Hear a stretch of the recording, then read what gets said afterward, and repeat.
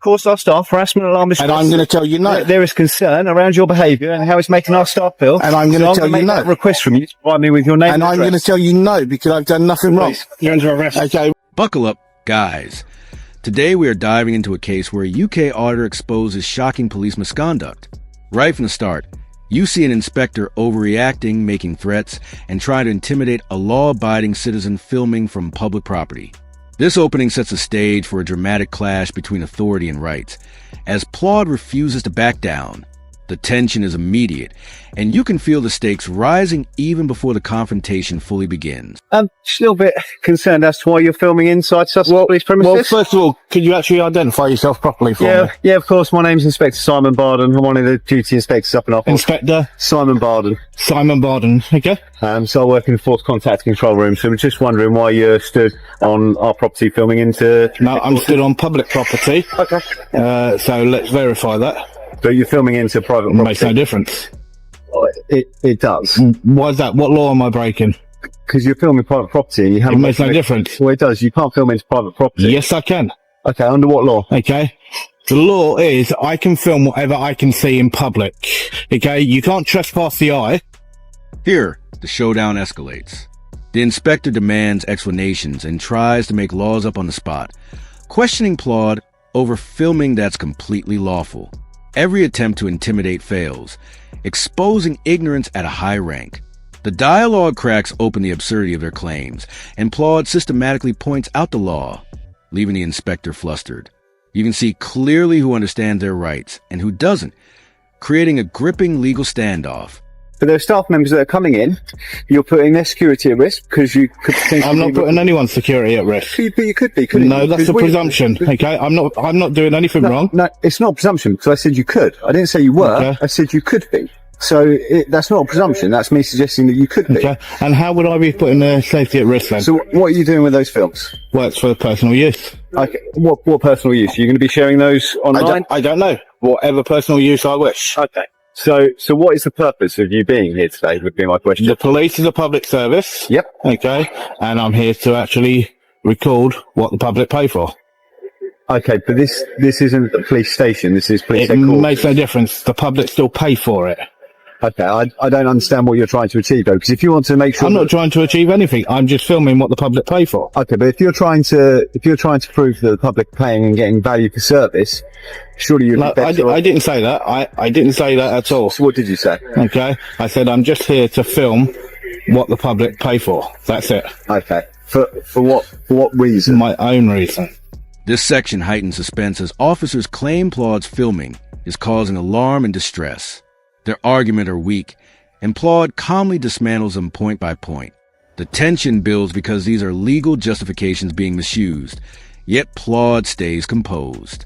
You start to see the recurring pattern. Intimidation, weak excuses, and Plaud's unwavering insistence on lawful behavior. It's a lesson in standing firm under pressure. And do you come here regularly and do this? That's irrelevant.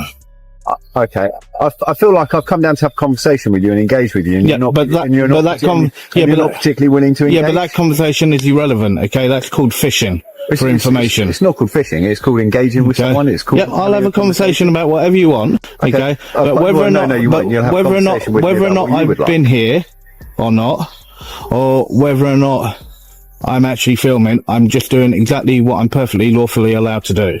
What my concern would be is that, do you pose a security threat? Okay, your concern and what the law is are two different things. No, they're not. Yes, they are. They're not. Yes, they are. No, they're not. Okay, your feelings and what you feel is not the law. Okay, what I'm doing is perfectly lawful. Not if you pose a security threat. In what way? You still haven't answered that. Have you answered my question? Okay, you still haven't answered that. Have you answered my question? I don't need to answer your question. And I don't need to answer your questions. Okay. Now, the story pivots to security claims and license plates. The officers try to frame normal, public information as a threat. Plaud systematically proves this is ridiculous, explaining public law and accessible information. The suspense comes from watching their excuses crumble under scrutiny, revealing the officers' desperation. This segment is critical because it highlights how far some will stretch security when uncomfortable with accountability. Are you recording police vehicles? Are you recording information on police staff? I'm recording whatever I can see. Bear with me a second. Why are you filming here? Because I'm well within my legal rights to do so. Why? It's a public service that the public Have you pay a keen for. interest in the police? Okay, I have an interest in all public services. Do you do this on a regular basis? Okay, that's irrelevant. Oh, rather than filming us, why don't you ask us the questions and if you're interested in the police, first of all, okay, if I had been approached correctly, okay, then I would have, okay, but your inspector hadn't, okay. You've come out, you've made an allegation, okay, towards me. An allegation? No, you did. You made an allegation that your staff, okay, are alarmed and distressed, okay. Yes, you should know, as a constable, okay, you cannot be alarmed and distressed. Any person can feel harassment or distress. Not when you're an officer. It is case law, and you cannot. Let's have a back. You cannot be. But let me speak. Let me get my point across and you get yours. Okay? I can film whatever the eye can see, sir. Okay, but this is what I'm saying. Okay, you just said what you want, so let me speak.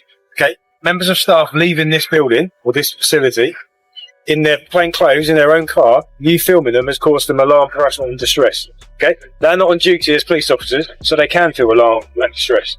The tension peaks as officers begin to crowd applaud, stepping into his personal space and trying to bait him into a confrontation. This is where intimidation turns physical, creating high-stakes drama. Plaud's composure under pressure is remarkable, while the officer's behavior clearly shows overreach.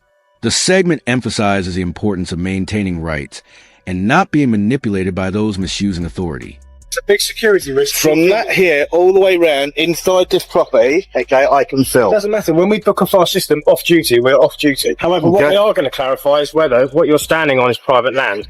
So it's publicly accessible. No. It's publicly accessible under Section 33 of the Criminal Justice Act. We're going to find out whether this part that you're standing on is private. But then if you can show me the actual signs that state private property along there, okay, no public access, then fine, I will move on. Okay, but there are no signs, and it's publicly accessible. What is your name, young man? It's irrelevant. You've clearly come here for an argument. No, I haven't. No, I haven't. Being here, because I want to film. Film what? Film what? Okay, what the public pay for. Leaving a building. No, I'm filming what I can see. Okay. What you're doing is you're filming people leaving in their personal vehicles. That's not exciting. And security threat? No, how is that a security threat? Their registration. That's a presumption. You not see what happens in the world. That's a presumption. You're not seeing what's happening in the world. Okay, yeah, but that is a presumption, okay? It's not a presumption. And where you just said, okay, about to do with license plates, okay? License plates are in the public domain, okay? You guys have access to that information. You're putting that on YouTube in your specific... Who said that? Who said that? Whoa. Hang on a minute. Hang on. No. Listen to me. And you said that. I haven't said it. No, don't shout at me. Listen to me. Do not shout at me. No, don't shout at me. So let me have my piece. Please do not shout at me. Let me have my piece then. Yeah, as long as you don't shout at me. You are a public servant, okay? I am here as a member of the public to film public property, okay, and a public service that the public pay for, okay? I'm doing a completely lawful activity, okay? I'm breaking no law, I'm committing no crime, right? And I shall carry on about my business, okay? If you decide that you want to harass me, then you carry on and do that, sir. The issue you have... Could you step back a little bit, What please? you're doing is you're causing our colleagues harassment, alarm and distress. Would you mind stepping back a little bit, please? You're causing our colleagues harassment, alarm and distress. Would you mind stepping back a little bit, please? Okay. Why don't you step back further over there? No, because I moved to here and you came to me. Okay? I'll come just to because you. Because it's strange, and I'm asking you why you're filming. And you walk to me. I'm asking you why you're filming. If you don't want to be that close to someone, then don't walk up to them that way. Listen to me for a minute. Okay? If you ask your colleague to step back, I will talk with you. No, he's walked right the way up. Now, this is me feeling alarm and distress. He's not in your personal space. Yes, he is. Okay? He's well within an arm's reach. Don't touch me. I didn't touch you. This was the climax. The inspector invokes Section 50 of the Police Reform Act, demanding ID without legal grounds, and then arrests Plaud. This moment exposes blatant misuse of power. The suspense is electric as the audience watches the unlawful arrest unfold, highlighting a crucial lesson about citizens' rights.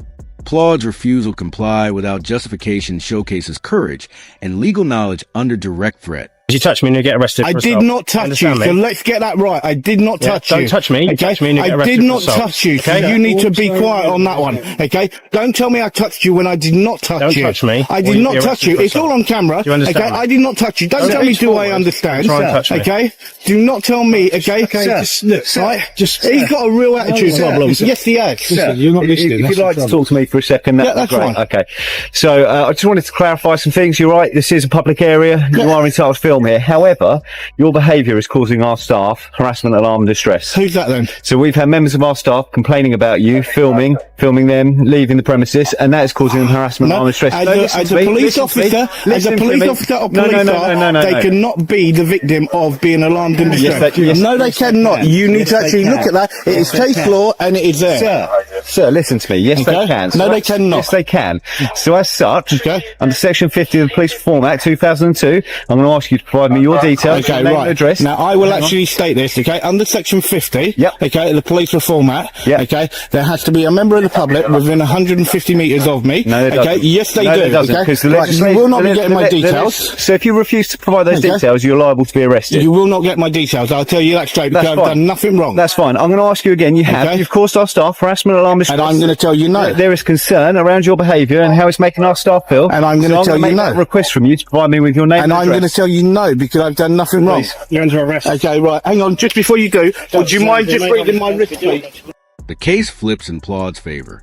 He rejects a quick settlement, turning the incident into a court battle that could hold the inspector accountable. This resolution shows the power of standing up against misconduct and demanding accountability beyond the legal victory. It's a cultural critique of weak leadership and poor policing. Don't forget to like this video, subscribe to the channel, and stay tuned. We'll see you in the next one. As we know, I got one offer, that got turned down, and we now have a court date for the end of February, so I will keep you updated on that, peeps. So, as you know, I gave you an update on Inspector Barton, and where it should have actually gone to court at the end of last month, and basically things have sort of been delayed, so I'm now waiting for another date for that, and as soon as I have that, I will let you know.